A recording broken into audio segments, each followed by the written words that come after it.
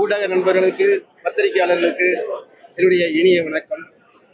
இன்றைக்கு அனைத்து இந்திய அண்ணா திராவிட முன்னேற்ற கழக தலைமையிலான ஜனநாயக முற்போக்கு கூட்டணியின் தேர்தல் அலுவலக திறப்பு விழா எங்களுடைய கூட்டணி கட்சி நண்பர்களோடு, எங்களுடைய நிர்வாகிகளோடு இன்றைக்கு மிகச்சிறப்பாக இந்த நல்ல நிகழ்ச்சி நடைபெற்றிருக்கிறது. இந்த நல்ல நிகழ்ச்சியில் கழக நண்பர்களும் கூட்டணி கட்சி நிர்வாகிகளும் மிகச்சிறந்த வெற்றியினை பெற வேண்டும். மத்திய அரசும் மாநில அரசும் இணக்கமாக இருந்து தமிழக மக்களுக்கு பல்வேறு திட்டங்களை கொண்டு வருவதிலே மாண்புமிகு அறிஞர் எடப்பாடியார் முதலமைச்சராக வர வேண்டும் என்ற உணர்வோடு அனைவரும் இங்கே தங்களுடைய கருத்துக்களை தெரிவித்திருக்கிறார்கள். நாங்கள் வெற்றியை நோக்கி சென்று கொண்டிருக்கிறோம். ஏற்கனவே இந்த தொகுதி அனைத்து இந்திய அண்ணா திராவிட முன்னேற்ற கழகத்தின் கோட்டை என்பதும் பல்வேறு முறைகளிலே பல்வேறு கழகத்தின் முன்னணி தலைவர்கள் வெற்றி பெற்ற தொகுதி என்பதும் தொடர்ந்து இந்த தொகுதியில வெற்றி பெறுவதற்கான வாய்ப்பு எங்களுக்கு இருக்கிறது.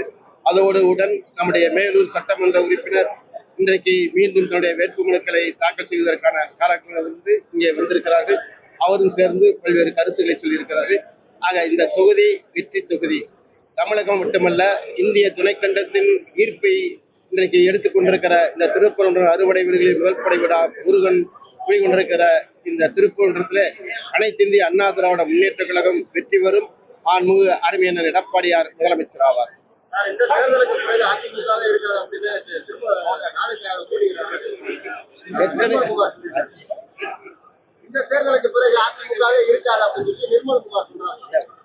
அவங்களை பத்தி எல்லாம் பேசல. அவரை பொறுத்த வரைக்கும் அதிமுகவை பத்தி விமர்சனம் பண்ணவர்கள் எத்தனை பேர் காணாமல் போய்விட்டார். உங்களுக்கெல்லாம் தெரியும். காணாமல் போன வரலாறு அதிமுக இருக்காது, சீக்கிரம் ஒளிந்து விடும் என்று சொன்னவர்கள் இன்றைக்கு காணாமல் போயிருக்கிற வரலாறு மதுரையில இருக்கிறது. ஆக யார் எக்கடிச்சு விட்டு கொண்டாலும் சாதாரணமா சொல்லலாம். அவங்களுக்கெல்லாம் என்னது, அதிமுகவை பற்றி பேசுகிறதுக்கு தகுதியற்றவர்கள் எல்லாம் அதிமுக விமர்சனம் செய்வதை நாங்கள் பொறுத்துக் கொள்ள மாட்டோம் என்ற வகையில அவர் செய்வதை நாங்கள் பெருசா எடுத்துக்கல. நாங்க திமுக ஏதாவது குற்றச்சாட்டு சொல்லியிருந்தா சொல்லுங்க. அதிமுக 4 ஆண்டுல எதுவும் சாதிக்கல, 11 மருத்துவக் கல்லூரியில கொண்டு வரல, வையை கரையோர சாலையை போடல, இல்ல திமுக ஆட்சியில நாங்க ரோப்காரை போட்டு முடிச்சுட்டோம் சொல்லுங்க. சாதனையை சொல்லி ஓட்டு கேட்கிறாங்களே. திராவிட முன்னேற்ற கழகம் நான் எத்தனை முறை சட்டமன்றத்தில் வாதாடி இருக்கிறேன். பாதாள சாக்கடை திட்டத்தை கொண்டு வருவதற்கு வாதாடி அவருடைய அனுமதியை பெற்று இன்னும் ஆமை வேகத்துல போயிட்டு இருக்கு. அதிமுக ஆட்சி கொண்டு வந்த குடிநீர் இணைப்பு இன்னும் வீடுகளுக்கு முழுமையாக கொடுக்கப்படவில்லை. இன்றைக்கு திருப்பரங்குன்றத்துல ஒரு பேருந்து நிலையம் உருவாக வேண்டும், அதற்கான ஒரு இடத்தை தேர்வு செய்ய வேண்டும் என்று இந்த அரசு இன்னும் தேர்வு செய்யாமல் இருக்காங்க. அடையாளம் காட்டி கூட இன்னும் தேர்வு செய்யாமல் இருக்கிறது. திருப்பரங்குன்றம் தொகுதியை குறிப்பா முருகனோட ஒப்பிட்டாலும் கூட பழனியை போன்று, திருச்செந்தூரை போடு இதுவும் கல்யாண பூமி. இந்த திருக்கல்யாண பூமியை மிகச்சிறப்பாக நடத்த வேண்டும் என்ற இந்த ஊரை மாற்ற வேண்டும் என்பதற்காக கிரிவல பாதையிலிருந்து ரோப்காலிருந்து எல்லையோ திட்டங்களை சொன்னோம். இன்றைக்கு இருக்க அரசு அடுத்த தடவை இந்த தடவை முடியாம அவருடைய வாக்குறுதியில 5000 திருக்கோயிலுக்கு நாங்க 5000 திருக்கோயிலுக்கு கும்பாபிஷேகம் பண்றவங்க இந்த கோயிலுக்குரிய விஷயத்த இன்னும் செஞ்சு முடிக்கல. ஆகவே திருப்பரங்குன்றத்துல அதிமுக மிகப்பெரிய வெற்றியை பெறும். மதுரை மாவட்டம் முழு பெரிய வெற்றியை பெறும். இன்றைக்கு எங்கள் அறிவியர் எடப்பாடியார் சொன்னதை போல குறிப்பாக அண்ணன் எடப்பாடி மிக தெளிவா சொல்லிட்டார், ஒவ்வொரு குடும்ப தலைவிக்கு 10,000 கொடுக்கப்படும். இன்னைக்கு திமுகவுடைய வாக்குறுதியில தேர்தல் இதுல என்ன சொல்லியிருக்கிறாங்க, 8,000 ரூபாய் கூப்பன் கொடுக்கப்படும் சொல்லியிருக்கிறாங்க. இது எந்த அடிப்படையில அறிவியர் எடப்பாடி இன்னைக்கே சொல்லிட்டாரு. ஏன்னா அந்த காலத்துல தொலைக்காட்சி பெட்டி கொடுக்கும் போது அந்த கேபிள் டிவி சேர்த்து திமுக காரங்க அன்னைக்கு மக்கள் இருந்து அந்த பணத்தை உறிஞ்சி எடுத்தாங்க. அதனை போன்றுதான் இன்றைக்கு அனைத்து குடும்ப கார்டுகளுக்கும் கொடுப்பதாக சொல்லல.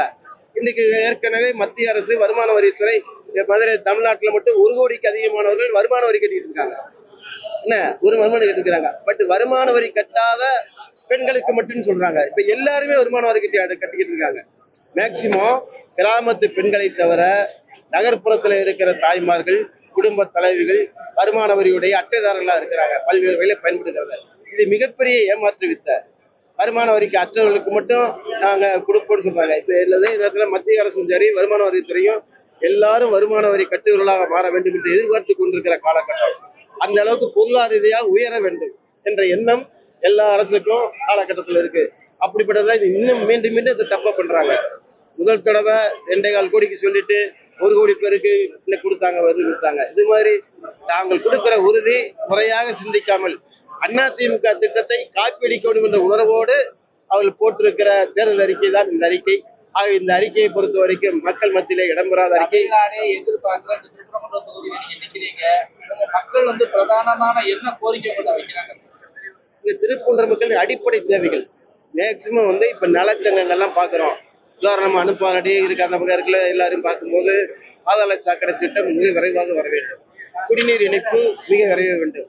இந்த திருக்கோயிலை சுற்றி வருகிற சுற்றுலா பயணிகளும் சரி, எல்லாரும் சரி, இந்த திருக்கோயிலை சுற்றி மிக அற்புதமா கிரிவல பாதையாக இருந்தாலும் சரி, பல்வேறு திட்டங்களை இது நெருக்கடியான திருப்பூன்றமா இருக்கு.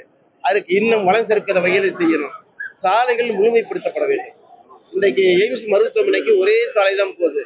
சுற்றுப்புறத்தில் இருக்க இணைப்பு சாலைகள் அதிகமாக வர வேண்டும்.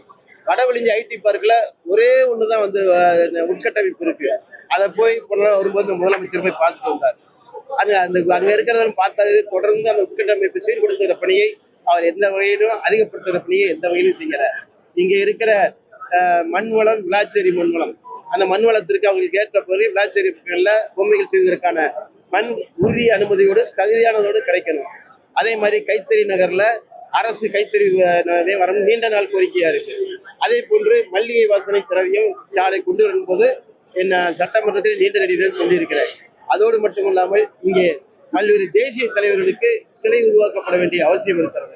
அதற்கான உறுதியும் இந்த திருப்பூரத்தை பொறுத்த வரைக்கும் இருக்கு. திருப்பரங்குன்றம் விரிவாக்கப்பட்ட பகுதியிலே மிக அதிகமான பகுதி.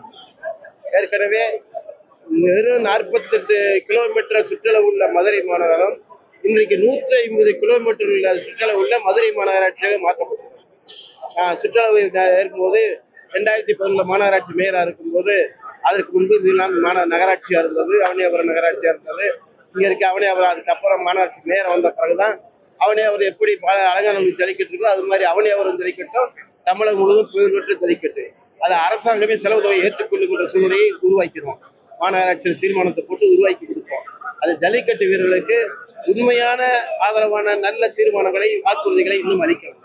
அதனால திருப்பரங்குன்றம் மிக அடையாளமான தொகுதி, முருகனுக்குரிய அடையாளமான தொகுதி, ஜல்லிக்கட்டுக்குரிய அடையாளமான தொகுதி, பல்வேறு கலாச்சார பண்பாட்டுக்குரிய தொகுதி.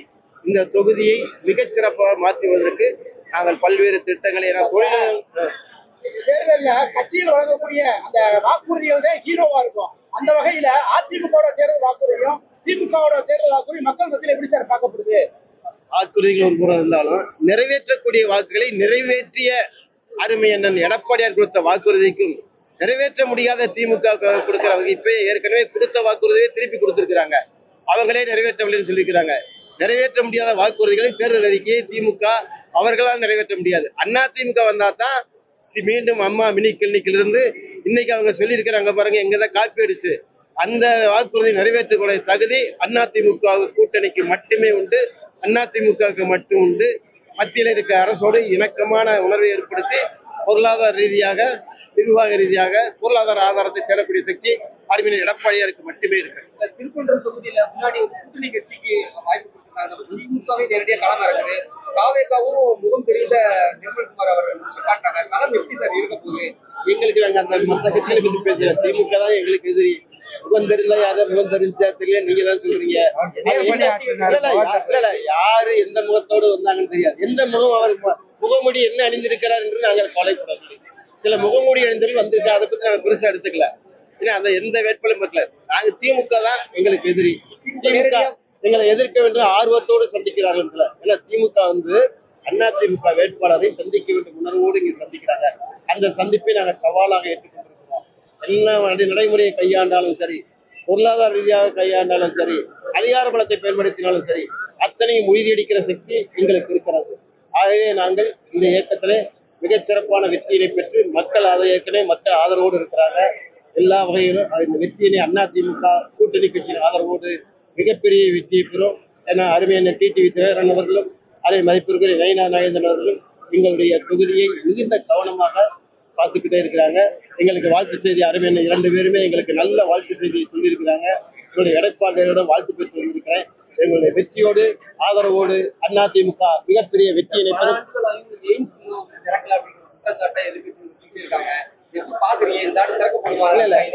இது நான் ஏற்கனவே நிறைய முறை சொல்லிட்டேன். அந்த எய்ம்ஸ் மருத்துவமனையை நாங்கள் எல்லாம் போய் பார்த்தோம். அங்க இருக்கிற 40 திட்டங்கள்ல 31 திட்டங்கள்ல வானளாவே கட்டிடங்கள் உயர்ந்து வந்திருந்தன. ராமநாதபுரத்தில் படிக்கிற மெடிக்கல் காலேஜ் மாணவர்கள் தங்கக்கூடிய தங்கு விடுதி, டைனிகால் எல்லாம் முழுக்க முடிஞ்சிருச்சு. ஏற்கனவே 40 விழுக்காடு பணிகள் முழுமையாக இனி முடிஞ்ச பிறகு இவ்வளவு தொடங்கின பிறகு நிறுத்த போறதில்ல. நிதி வந்து விட்டது. நிதி ஆதார் வருவதற்கு காலதாமதமானது. இப்போது ஜெயிக்கப்பட்டு எல்லாம் வந்துருச்சு. விரைவாக வேலை நடக்கிறது. ஒரு நம்பர்லாம்னால ஒரு நிர்வாகத்தின் கீழே வந்துருச்சு. முதல்ல பல பேர் அதை பார்த்தாங்க. ஏற்கனவே அதிமுக அதற்கான வருவாய்த்துறை மூலம் அதற்கான இடத்தை ஒதுக்கி கொடுத்து விட்டது. அதற்கான நில ஆக்கிரமிப்புகள் எல்லாம் முடிஞ்சு இன்றைக்கு பில்டிங் மிகச் சிறப்பா இருக்கு. கண்டிப்பாக இன்னும் 1.5 ஆண்டுகளில் முழுமையாக அது முடிந்து அருமை அண்ணன் எடப்பாடியார் அவர்களும் பிரதமர் அவர்களும் கண்டிப்பாக அதை முழுமையாக திறந்து வைத்து தமிழக மக்களுக்கு பயன்படுகிற வகையில் எந்த சந்தேகமும் இல்லை. ஆனா எய்ம்ஸ் வர்றதுக்கு காரணம் மாணிக் தாக்கூர் நாங்க தாங்கிறாரு, இவர் எம்பி சு வெங்கடேசன் நாங்க தாங்கிறாரு. ஆனா பலமுறை லெட்டர் எழுதுனாதான் நீங்களே எங்களுக்கு பிரச்சனை கொடுத்தீங்க. ஆக மொத்தத்துல எய்ம்ஸ் வர்றதுக்கு யார் தான் காரணம்? யாரும் காரணம் தெரியல. மக்களுக்கு இது தேவை. மத்திய அரசு மாநில அரசு வேண்டுகோளுக்கு இணங்க மத்திய அரசு எப்படி 11 மருத்துவக் கல்லூரிகளுக்கு இணக்கமாக கொடுத்ததோ அதனை போன்று எய்ம்ஸ் மருத்துவமனைக்கு அனுமதி கொடுத்து கொண்டு வந்தது. அவர் மாணிக் தாக்கூர் சொன்னதுல எல்லாரும் பொது நலத்துல வாங்குறோம், கோரிக்கை விடுப்பது சகஜம். நான் உங்களுக்கு என்னுடைய புத்தகத்துல மிகச் சிறப்பாக நான் அதிமுக அருமையினர் எடப்பாடியார் உட்பட ஒரு காப்பியில அது முன்னாடி இருந்த சுகாதாரத்துறை அமைச்சர்ல இருந்து இன்றைக்கு இருக்கிற சுகாதாரத்துறை அமைச்சர் வரைக்கும் தொடர்ந்து அதை விளம்பரம் தேடாமல் கடிதம் எழுதியிருக்கிறேன். இன்றைக்கு தான் உங்களுக்கு அந்த ஏன்னா அது முடிகிற தருவாயில் வந்து விட்டது. இப்போதுதான் நான் நினைத்த புத்தகத்தின் வாயிலாக மத்திய அரசிடம் நான் எத்தனை முறை வேண்டுகோள் விடுத்தேன். சொல்ல போனா இங்க இருக்கிற நெய்ரோ மிஸ்டர் நாகராஜன் அவர்கள் இந்த இதற்கு தலைமையை பொறுப்பேற்று இன்றைக்கு மறைந்து விட்டாலும் கூட நாகராஜன் அவர்கள் பொறுப்பேற்பதற்கு முன்பு என்னுடைய கடிதம் அவருக்கு பரிந்துரை செய்து மத்திய அரசு சுகாதாரத்துறை அமைச்சருக்கு அனுப்பிதான் உன் நம்பர்லான்ற எல்லா துறையும் சேர்ந்து அவருக்கு கீழே கொண்டு வந்தாங்க. இன்றைக்கு இருக்கிற முன்னாள் சுகாதாரத்துறை மிஸ்டர் ராதாகிருஷ்ணனுடைய மாமா அவர்கள் இது சிறந்த மருத்துவர், சிறந்த நிர்வாகி. அவருடைய அந்த அளவுக்கு மத்திய அரசு தொடர்ந்து பண்ணிக்கிட்டு இருந்தாங்க. எய்ம்ஸ் மருத்துவமனை முடிகிற சூழ்நிலையில வந்துருச்சு. இனிமேல் அதை பற்றி ஆர்கியூ பண்ணி திறப்பு பற்றி கேளுங்க. எப்பன்றத அடுத்த வருஷம் சொல்றோம். நல்லது, நன்றி.